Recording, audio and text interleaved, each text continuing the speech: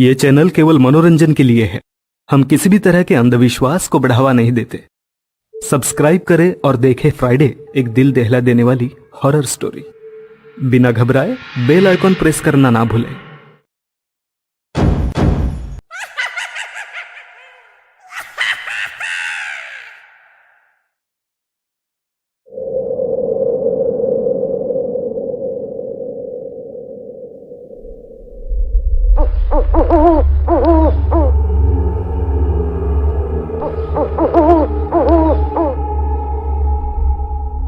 मेरा नाम अक्षता है। मैं आज आपसे मेरी कहानी शेयर करने जा रही हूँ। बचपन से मुझे कहानी सुनने का बड़ा शौक था। मेरी दादी की मैं तो दीवानी थी। वो हर रोज मुझे कहानियां जो सुनाया करती थी, लेकिन कभी सोचा नहीं था कि मैं एक दिन खुद कहानी लिखूंगी, और वो भी एक ऐसी कहानी जिसे सुन के आपके होश उड़ जाएंगे। मेरा जन्म जिस घर में हुआ था वो बड़ा ही गरीब परिवार था। बचपन से मैंने सिर्फ एक ही चीज देखी थी, गरीबी, बहुत गरीबी। फिर भी मेरे मम्मी पापा ने मुझे बड़े ही लाड़ प्यार से संभाला था। मैं उनकी इकलौती बेटी जो थी। मेरी माँ बहुत ही स्ट्रिक्ट थी। अगर उन्होंने कुछ चाहा तो वो मुझे और पापा को करना ही पड़ता था। उनके हुक्म के आगे हम कुछ नहीं कर सकते थे। मेरी माँ की एक सहेली भी बिल्कुल मेरी माँ के जैसी ही स्ट्रिक्ट थी। वो भी अपने घर की रानी थी।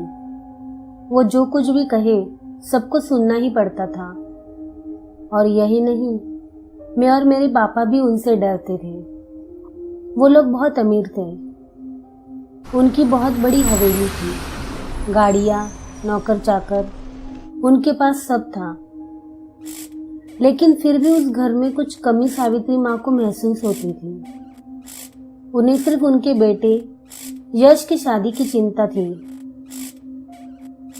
मैंने कभी सोचा नहीं था कि सावित्री माँ और मेरी मम्मी हम दोनों की शादी तय कर देगी, और दोनों के हुक्म के आगे हम लोग तो वैसे भी गुलाम ही थे। यश इस बात के बहुत खिलाफ था, लेकिन जब उसने मुझे पहली बार देखा तो मानो वो मेरे पैर में पड़ गया। उसकी आंखें साफ साफ कहती थी कि वो मुझसे शादी करना चाहता है, लेकिन न जाने क्यों वो शादी से बार बार मना कर रहा था। वो बार बार करियर की बातें बोलकर टाल मटोल करता था, लेकिन उसकी माँ के आगे किसी की नहीं चलती थी। हम दोनों की शादी हो गई। शादी के कुछ दिन तो मेरे लाइफ के सबसे अच्छे दिन थे। हम जगह जगह जाया करते थे, लॉन्ग ड्राइव, पार्टीज और नई नई जगह घूमते थे। मैंने कभी सोचा नहीं था कि मेरी लाइफ इतनी खूबसूरत हो जाएगी। यश तो मुझे जोक सुना के हंसाया करता था और मैं तो बस हंसती रहती थी। लेकिन कुछ ही दिनों बाद यश का बर्ताव बदल गया। वो हर रोज बहुत व्यस्त रहने लगा। वो अपने आप को 2-2, 3-3 दिन कमरे में बंद करके रखता था, ये कहकर कि मुझे बहुत काम है। जब देखो वो काम ही किया करता था। वो मुझे इग्नोर करने लगा और रोज अजीब से बिहेव करने लगा। मैंने उसका ऐसा बर्ताव पहले कभी नहीं देखा था। न जाने उसे क्या हुआ था, लेकिन जो कुछ भी चल रहा था अजीब था। वो रात में अचानक नींद में चलने लगा।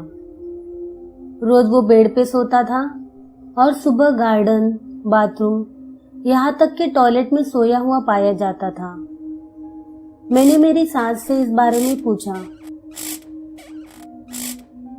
तो वो उल्टा मुझ पे ही चिल्लाने लगी। उन्होंने कहा, यश बिल्कुल ठीक है, शायद तुमसे शादी होने के बाद उसका दिमाग खराब हो गया है, उसका ख्याल रखो बस। ये सुन के मुझे थोड़ा अजीब लगा, लेकिन मैंने उनकी बातों को इग्नोर कर दिया। उनको कुछ पूछने या बताने की हिम्मत ही नहीं होती थी।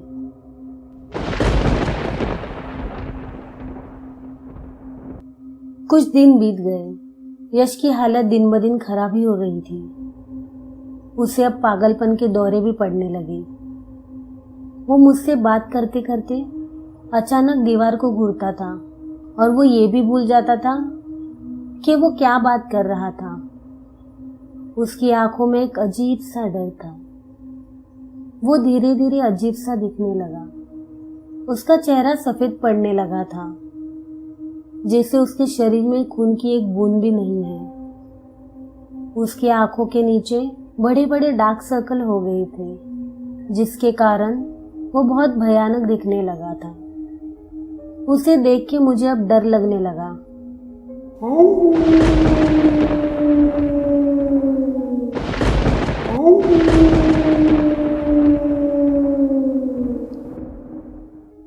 एक रात जब हम सो रहे थे तो मुझे अजीब सी आवाज सुनाई देने लगी।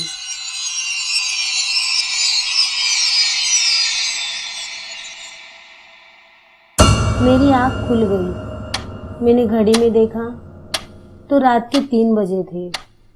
मैंने यश को उठाने के लिए बाजू में देखा तो यश बेड पे नहीं था।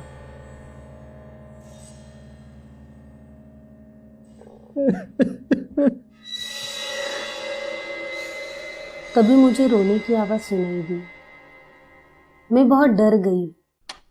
मैंने ध्यान से सुना तो वो रोने की आवाज और कहीं से नहीं बल्कि मेरे बेड के नीचे से आ रही थी। मेरा दिल जोर जोर से धड़क रहा था। मुझे कुछ समझ में नहीं आ रहा था।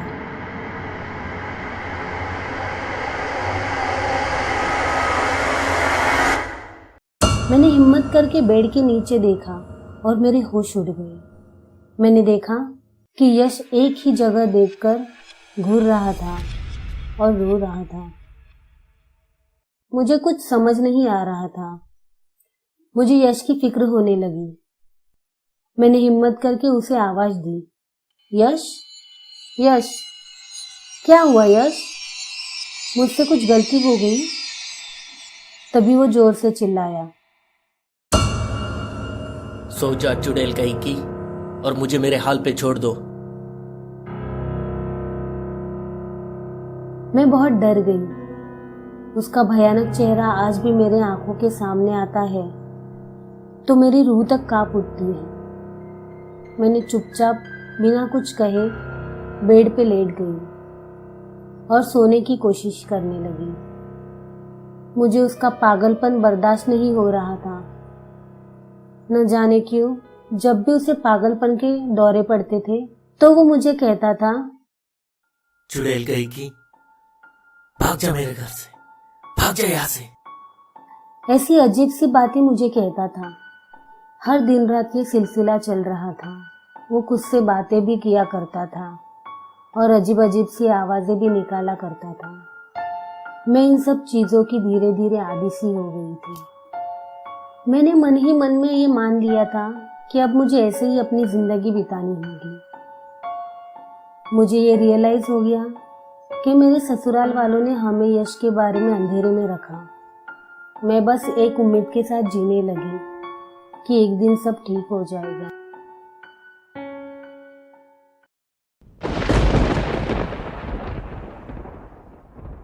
और एक रात जब हम सो रहे थे तो अचानक मेरी आंख खुली।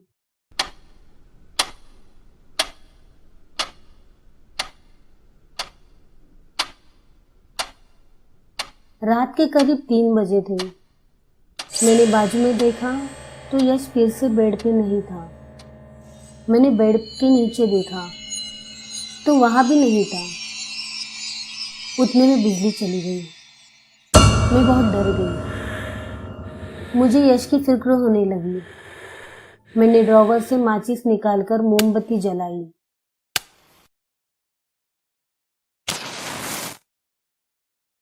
और यश को ढूंढने दूसरे कमरे में जा ही रही थी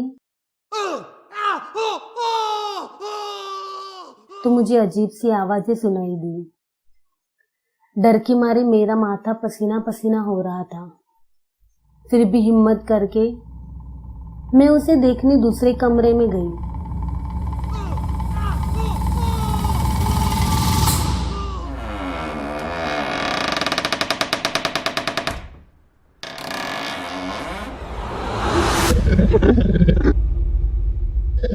और जो मैंने देखा उससे मेरी रूह तक कांप उठी।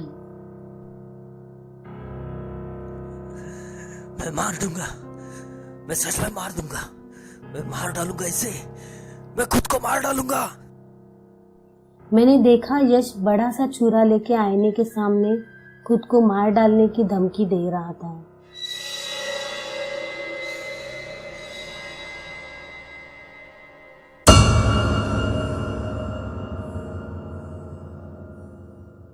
ये भयानक नजारा देखकर मेरे आंखों के सामने अंधेरा छा गया और मैं बेहोश हो गई।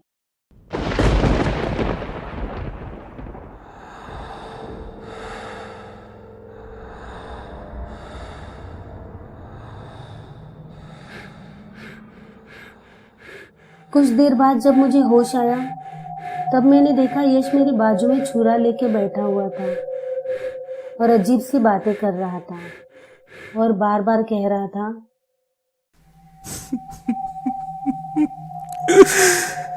मैं ऐसे नहीं कर सकता,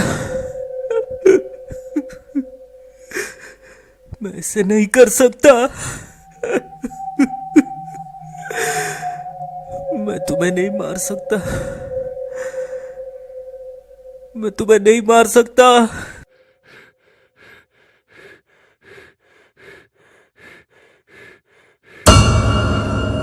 और अचानक उसने मेरी ओर देखा और मुझे घूरने लगा।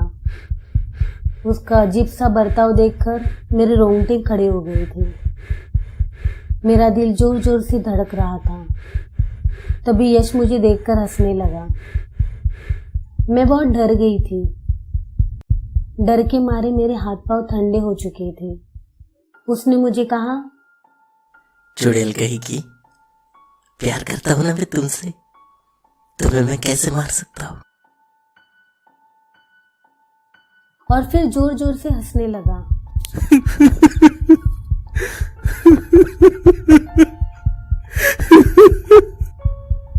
उसकी हंसी में मुझे एक अजीब सा दर्द महसूस हो रहा था। मुझे पता ही नहीं चल रहा था मैं उसे कैसे हेल्प करूं। थोड़ी देर बाद अचानक चूरा फेंककर वो नॉर्मल बिहेव करने लगा, जैसे कुछ हुआ ही नहीं था। उसने मुझे कहा, अरे अरे तुम सोई नहीं? नहीं, वो मैं बस सो ही रही थी। सो जा चुड़ैल कही की, और मुझे भी सोने दो। ये सुनकर मेरा दिल पानी पानी हो गया। डर के मारे मुझे नींद भी नहीं आ रही थी। वो काली रात की परछाई आज भी मेरे जहन में है। वो रात मेरे लिए लाइफ की सबसे लंबी और भयानक रात थी। लेकिन कहते हैं ना, रात कितनी भी भयानक क्यों ना हो, सुबह जरूर होती है। मैं इन सब परेशानियों से जूझ ही रही थी कि एक और परेशानी मेरे सामने आकर खड़ी हो गई। मेरी सास मुझ पे शक करने लगी कि मैं चुड़ैल हूँ और उसके बेटे की हालत की जिम्मेदार मैं ही हूँ। वो मुझे बहुत सताने लगी। रोज मुझे वो मारती पीटती थी, लेकिन मैं उनके डर के कारण किसी को नहीं बता पाती थी कि मैं किस नर्क में फंस गई हूँ।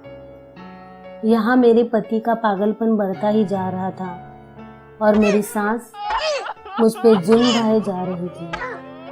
मेरे पति तो रोज पागलों जैसे चीखते थे, चुड़ैल कही की, चुड़ैल कही की, भाग जा मेरे घर से, चुड़ैल कही की, भाग जा मेरे घर से।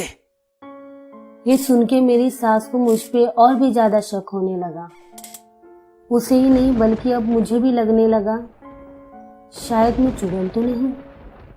मैं भी आईने के सामने पागलों की तरह घंटों खड़े होकर अपने आप को देखती थी, ये समझकर कि शायद मैं चुड़ैल तो नहीं। धीरे धीरे मुझे भी पागलपन के दौरे पड़ने लगे और मेरा पागलपन देखकर मेरी सास अब मुझसे डरने लगी थी। मैं रोज चुड़ैल की तरह बर्ताव करके मेरी सास को डराने लगी और उसी डर के कारण मुझे उसके जुल्मों से राहत मिली। चुड़ैल का नाटक करके मुझे थोड़ा अच्छा महसूस होने लगा, लेकिन इसका परिणाम उल्टा ही हो गया।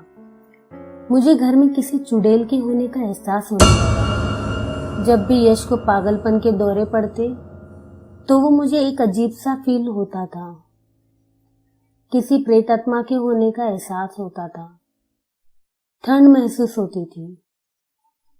इन सब बातों पर मुझे बिल्कुल विश्वास नहीं था, लेकिन धीरे धीरे मुझे इन सब बातों पर विश्वास होने लगा। मेरे पति रोज जोर जोर से बड़बड़ाने लगे, इस चुड़ैल ने तो मेरी लाइफ खराब कर दी।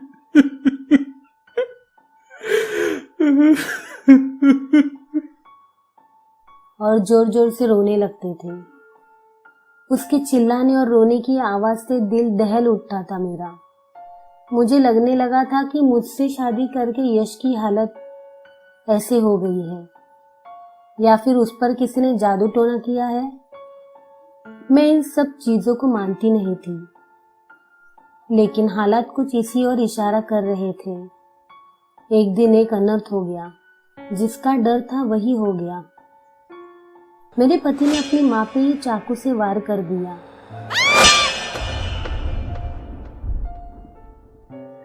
इसी कारण मेरे पति को मेंटल हॉस्पिटल में भेजा गया और मैं मेरी मम्मी के घर आ गई। मुझे मेरा छोटा सा घर एक स्वर्ग की तरह लग रहा था। बहुत दिनों बाद मैं चैन की नींद सोने लगी। मेरी मानसिक स्थिति भी अब धीरे धीरे सुधरने लगी। डॉक्टर और साइकेट्रिस्ट की रिपोर्ट से ये पता चला कि डिप्रेशन की वजह से मुझे अजीब तरह के अनुभव होते थे। मैं बिल्कुल नॉर्मल थी, लेकिन यश के साथ आखिर हुआ क्या था? इस सवाल का जवाब मैं आज तक नहीं ढूंढ पाई। ये एक ही सवाल मुझे आज भी सताता है। मैंने यश के साथ हुआ क्या था इसका पता लगाने का फैसला कर दिया। मैंने उसके सभी दोस्तों और रिश्तेदारों को कॉल किया और सारी चीजें बताई, लेकिन किसी को नहीं पता था यश को क्या हुआ था। यश के एक दोस्त ने मुझे यश के पुराने घर का पता दे दिया। मैं उस पते पर चली गई। वहाँ एक छोटा सा मकान था, जहाँ पहले यश का परिवार रहता था। घर बिल्कुल बिखरा पड़ा था, चारों ओर मकड़ियों के जाले थे। वहां मुझे अजीब सी मंत्रों की मालाएं और तंत्र मंत्र की चीजें मिली।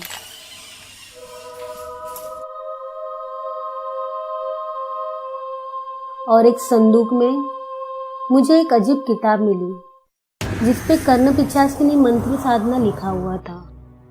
तभी मैं बहुत डर गई। कर्ण पिशाचिनी की कहानी मुझे मेरी दादी माँ ने बताई थी, और जब मैंने ये कहानी सुनी तब मैंने इस पे बिल्कुल विश्वास नहीं किया था। मैं पन्ने पलटने लगी और किताब पढ़ने लगी, तो मुझे पता चला कि उस किताब के कुछ पन्ने किसी ने फाड़ दिए थे। मुझे धीरे धीरे समझ में आ गया।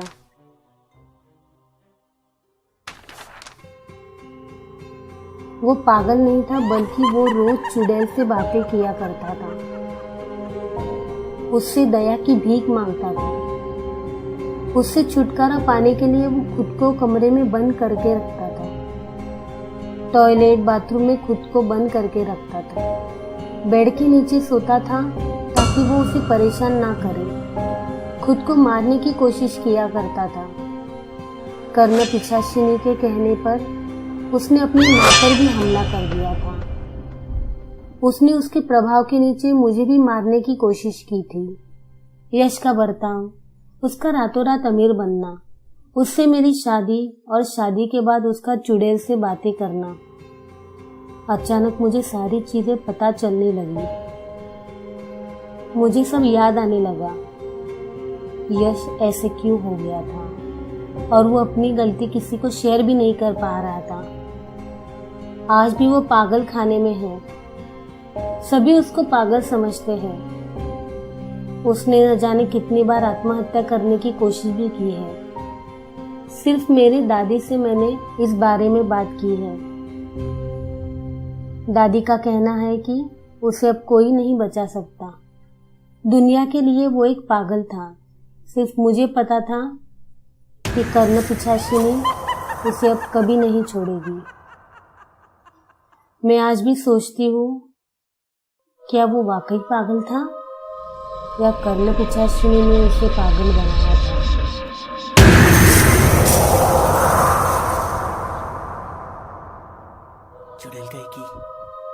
चुड़ैल कहीं की, भाग जा मेरे घर से।